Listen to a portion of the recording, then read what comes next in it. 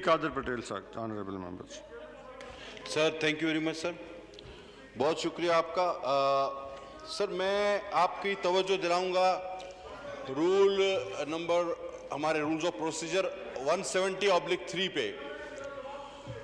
आपका जवाब सुन लेंगे अली मोहम्मद साहब। आपने भी जब बोला था मैं बीच में नहीं बोला, मैं बैठ गया था, फिर आपने बात की। अली मोहम्मद खान इस तरह ना करें, बाद में बात करें। हाँ इसके बाद बात कर लेना आप, ये कोई बात ही नहीं होती ना जनाब स्पीकर। हमारा एक रेजोल्यूशन जमा है और वो as per law, Ali Mohammad Khan साहब तशरीफ रखे, इनके बाद एज पर लॉ जो है वो पहले प्राइवेट मेंबर डे पर आना चाहिए था, और वो रेजोल्यूशन है हमारा सर डिसअप्रूवल। अली मोहम्मद खान साहब आपको टाइम दिया जाएगा, डिसअप्रूवल ऑफ ऑर्डिनेंस, इसके बाद देंगे जी आप। जनाब अली ये अजीब, कादर पटेल साहब जारी रखें। मैं सर बड़ा मुझे हैरत होती है या अजीब लगता है, भाई है हमारे, वो जब हमें कहते हैं हम मान जाते हैं बात को, जब हम इतनी देर बार बात बारी आए तो भी उनसे बर्दाश्त नहीं हो रहा, मैं बड़ा अजीब लग रहा है जी। कादर पटेल साहब आप सर, ये एक रूल 170/3 हमारा प्रोसीजर का है सर, इसके तहत हमारा एक resolution of disapproval of ordinance जमा है, और ये आज पहले प्राइवेट मेंबर डे के तौर पर इसका आना लाजमी था, या रूल्स की वायलेशन हुई सर। और ये किस लिए था? ये उसी ऑर्डिनेंस की डिसअप्रूवल के लिए था जिसका तस्करा मेरे दोस्त ने, मेरे भाई ने जज़ायर की बुनियाद किसी और रेजोल्यूशन के आड़ में वो सारा बात कर गए जज़ायर की, तो मैं चाहता हूं कि उसको भी हम क्लियर कर दें। सर यकीनन फेडरल गवर्नमेंट ने सिंध गवर्नमेंट को खत लिखा था कि हम इन जज़ायर पर तरक्याती काम करना चाहते हैं, और सिंध गवर्नमेंट ने, जो उन्होंने खुद भी अभी पढ़ा, अपनी कैबिनेट से अप्रूवल करवाकर एक खत लिखा था कि जनाब बिल्कुल आप तरक्याती काम कराना चाहते हैं, ये अवेलेबल हैं, लेकिन आप क्या करना चाहते हैं, किस तरह करना चाहते हैं, क्या रूल्स होंगे, क्या TORs होंगे, और हमारी सबसे बड़ी तरजीह जो है वो मकामी माहीगीरों की रोजमर्रा की जिंदगी है, हम उसको बुलंद करना चाहते हैं, उस पर कोई आंच ना आए। ये उस खत का मतन था जो अभी इन्होंने पढ़ा।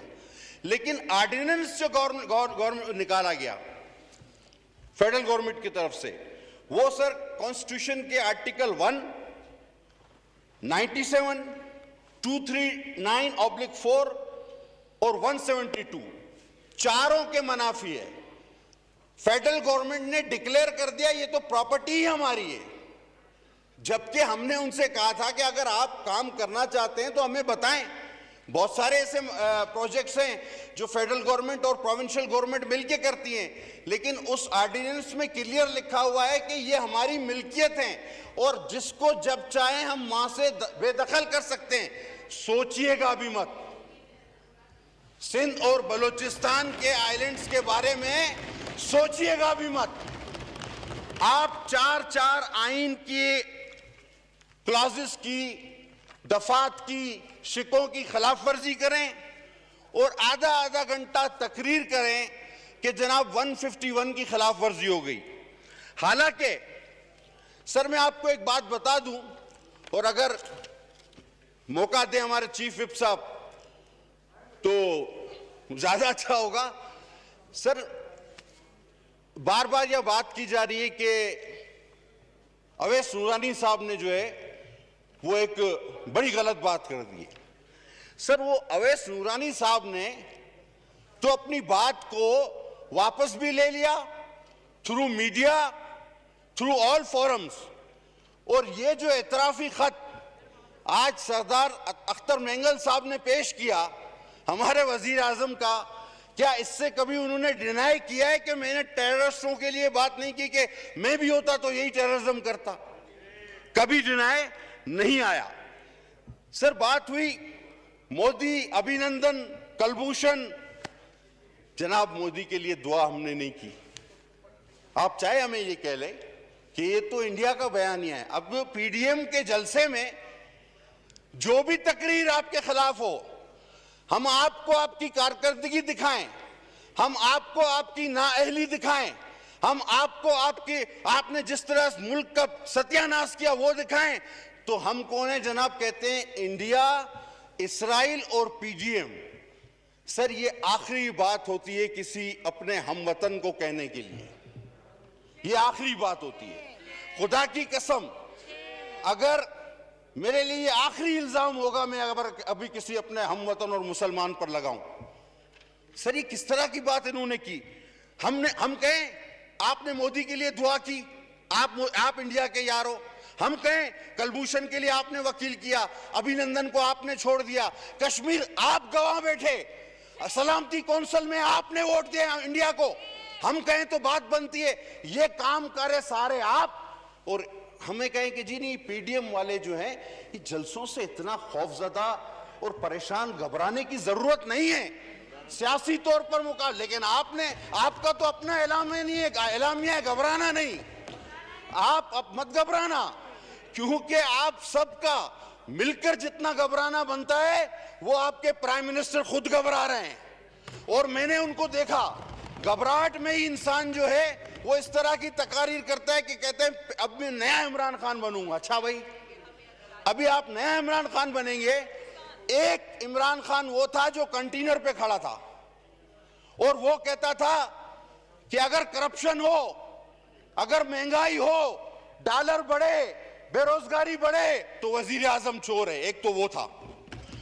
अच्छा, फिर हमें दूसरा वजीर आजम नजर आया, ये इमरान खान 2 नंबर था जिसने सब चीज अलाउ कर दिया, ये 2 नंबर। अभी बोलता है 3 नंबर और हाथ भी यूं दाढ़ी पे लग। अब सर जो किसी की एक्टिंग करे, वो वहां पर उसने एक्टिंग भी की कि वो तो यूं है, वो तो यूं है। सर जो किसी की एक्टिंग करे और हाथ दाढ़ियों पे लगाए, ऐसा रंगीला वजीर आजम देखा है आपने? मैंने नहीं देखा है, मैंने नहीं देखा है, मैंने बिल्कुल नहीं देखा है। जनाब आपको वजीर आजम के जेस्चर में रहना होगा। अगर आपको इस मुल्क पे हुकूमत करनी है तो वजीर आजम बन के करनी होगी। आपको ये मजाहिया सर्कस करके हुकूमत नहीं कर सकते। आपके हाथ पैर फूल चुके हैं, आप परेशानी का शिकार हैं, आप परेशानी का शिकार हैं, घबराहट का शिकार हैं। आप में बर्दाश्त भी नहीं है सुनने की। आप बड़े शोर करते रहें, मैं बोलूंगा कि ये रंगीला वजीर आजम है, ये अदाकार वजीर आजम है, ये चोर वजीर आजम है, ये डाकू वजीर आजम है, ये डाकू वजीर आजम है जिसने इतनी महंगाई की कि आज जो मुल्क के मिनिस्टर के मुताल्लिक सड़कों पर आ गए, गरीब सर से होता गया है। सर इस तरह नहीं होगा, आप एक तरफ नहीं सुन सकते। गुर्बत, उनको खामोश कराएं। गुर्बत, आज आटा लोगों को नहीं मिल रहा, चीनी लोगों को नहीं मिल रही, बेरोजगार हो रहे हैं। तो अगर आपको बात सुनने का अवसर नहीं तो आप जाएं इस असेंबली से बाहर निकले, हमारी जुबान आप नहीं रोक सकते। कादर पटेल साहब 1 मिनट जी। शुक्र है। ऑनरेबल मेंबर से गुजारिश है कि तशरीफ रखें, आप तशरीफ रखें, आप बैठे, आप तशरीफ रखें। आप अपनी बारी पे जवाब दे सकते हैं, तशरीफ रखें। जी अली मोहम्मद खान साहब अपने मेंबरान को बिठा दें। जी कादर पटेल साहब।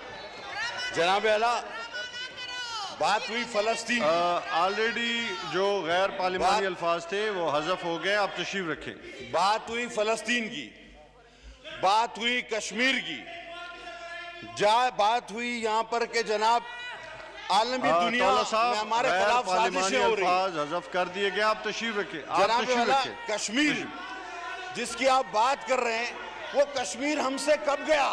तशरीफ वो रखें। कश्मीर किसने बेचा? वो कश्मीर का सौदा करने वाला कौन है? अब आए, आप कहते हैं कि जी खत्म नबूवत का मामला आलमी इदारों में उठा दिया। यार खातमुन नबीन तो बोला नहीं जाता। फरमान साहब तशरीफ रखें। खातमुन नबीन तो बोला नहीं जाता। अच्छा, और अगर आवाज उठाने से, गूंजने से, कहते हैं आवाज गूंज रही है, भाई इको साउंड हम मंगा देते हैं, कमरे में लगाओ, आवाज को गूंजवाओ, इससे मसला हल नहीं होता। आज भी आप देखिए फ्रांस में हमारे खिलाफ हमारे हुजूर सल्लल्लाहु अलैहि वसल्लम। शुक्रिया जी, वाइंड अप करें जी। वाइंड अप कर रहा हूं सर। सर इस आवाज गूंजने से मसला नहीं हल हुआ। फ्रांस वालों ने फिर भी गुस्ताखी की। सर अमली काम करने होंगे, ये आवाज गूंज रही है। और कश्मीर तो आपने बेचा ना। अब आप चलें आगे, फलस्तीन। जुल्फिकार अली भुट्टो कश्मीर और फलस्तीन का केस लेकर चढ़ा और जान दे दी उसने, लेकिन पीछे नहीं हटा। आप कश्मीर लुटा के भी बड़े डटाई के साथ कहते हैं कि जी हम कश्मीर की जंग लड़ेंगे, हम ये फलस्तीन की जंग, हमारे दुनिया दुश्मन। भाई तुम्हारा कोई दुश्मन नहीं है, तुम अपने आप खुद दुश्मन हो।